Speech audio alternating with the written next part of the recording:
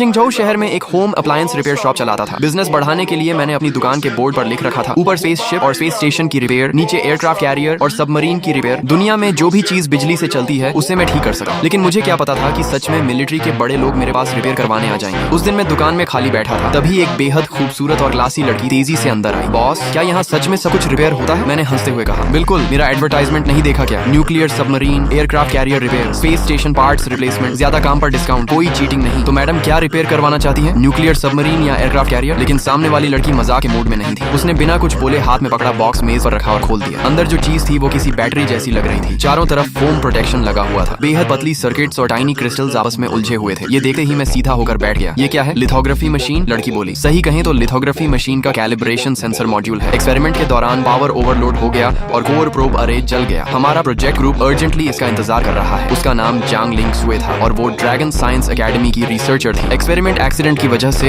Equipment damage हो गया था और पूरा प्रोजेक्ट रुक गया था। देश की कई प्रोफेशनल इंस्टीट्यूशन साफ बोल चुकी थी कि शॉर्ट टाइम में इसे रिपेयर करना इम्पॉसिबल है। मजबूरी में वो मेरी छोटी सी रिपेयर शॉप में किस्मत आजमाने आई थी। मैंने कहा, मैडम कहीं गलत जगह तो नहीं आ गई? ये होम अप्लायंस रिपेयर शॉप है, शायद बगल वाली हार्डवेयर शॉप ट्राई कर लो। जांग लिंग शुए ने मेरी तरफ ऐसे देखा जैसे मैं बिल्कुल गंवार हूँ और उसकी आखिरी उम्मीद भी टूट गई। उसने लंबी सांस ली, बॉक्स उठाया और जाने लगी। आखिर जब देश की प्रोफेशनल इंस्टीट्यूशंस ही रिपेयर नहीं कर पाई तो एक होम अप्लायंस रिपेयर वाला क्या कर लेगा? लेकिन तभी मैंने मजाक छोड़ दिया। 6 महीने पहले मैं इस दुनिया में ट्रांसमाइग्रेट होकर आया था। इस रिपेयर शॉप का मालिक बना और मुझे वायरलेस रिपेयर सिस्टम भी मिला। इन महीनों में मैंने कई अजीब चीजें देखी, लेकिन इतनी वैल्यूएबल चीज पहली बार मिली थी। लिथोग्राफी मशीन जैसी हाईटेक चीज तो जैकपॉट है। मैंने मॉड्यूल देकर कहा, ये C7 मॉडल लिथोग्राफी मशीन है ना? जांग लिंग शुए तुरंत रुके। तुम्हें मॉडल कैसे पता? मैंने पूछा। इम्पैक्ट पीक वैल्यू कितनी थी? कितने नैनो सेकंड्स तक चली? प्रोब अरे के अलावा और कुछ डैमेज हुआ? जांग लिंग शुए की सांसें रुक गईं। उसे यकीन नहीं हो रहा था कि एक होम अप्लायंस रिपेयर वाला इतने प्रोफेशनल सवाल पूछ सकता है। ये सारी जानकारी टॉप सीक्रेट थी। उसने कहा, पीक वैल्यू नॉर्मल पावर से 15 गुना थी। इम्पैक्ट टाइम लगभग 3 से 5 नैनो सेकंड और बाकी कंपोनेंट सेल्फ चेक में नॉर्मल है। मैंने सिर हिलाया। रिपेयर हो जाएगा लेकिन सस्ता नहीं पड़ेगा। वो तुरंत बोली, पैसे की चिंता मत करो, बस रिपेयर कर दो, मैं तुरंत फंडिंग अप्लाई कर दूंगी। मैंने मुस्कुराकर 5 उंगलियां दिखाई। वो दांत भींच कर बोली, ठीक है 5 मिलियन ही सही। मैं हैरान होकर बोला, तुम सोच क्या रही हो? 5 मिलियन नहीं, 500 युएन। बार्गेन नहीं होगा? तुम्हारी चीज रिपेयर करने में बिजली बहुत लगती है। जांग लिंग शुए पूरी तरह शॉक हो गई। उसे लगा उसकी पूरी दुनिया उलट गई। उसने तुरंत फोन निकाला और पेमेंट कर दी। Payment receive 500 UN. मैं मुस्कुराया, गोल्डन पैडेड ग्लव्स पहने, मेज पर साफ सफेद कपड़ा बिछाया और मॉड्यूल को सावधानी से बाहर निकाला। तभी मेरे सामने सिस्टम इंफॉर्मेशन आ गई। Repairable item detected, C7 lithography machine calibration module, damage level 88%, repair plan analysed. मैंने डस्टी शेल्फ से एक मिलिट्री ग्रीन बॉक्स निकाला। बॉक्स खुलते ही जांग लिंग शुए की आंखें फटी रह गईं। ये सब क्या है? उसे लगा था मेरे पास कोई सीक्रेट हाईटेक वेपन होगा, लेकिन अंदर थे एक अजीब मॉडिफाइड सोल्डरिंग आयरन, एक नॉर्मल हीट गन और बाकी टूल्स तो ऐसे लग रहे थे जैसे किचन मिक्सर या गार्बेज से उठाए गए जंक हों। वो घबरा कर बोली,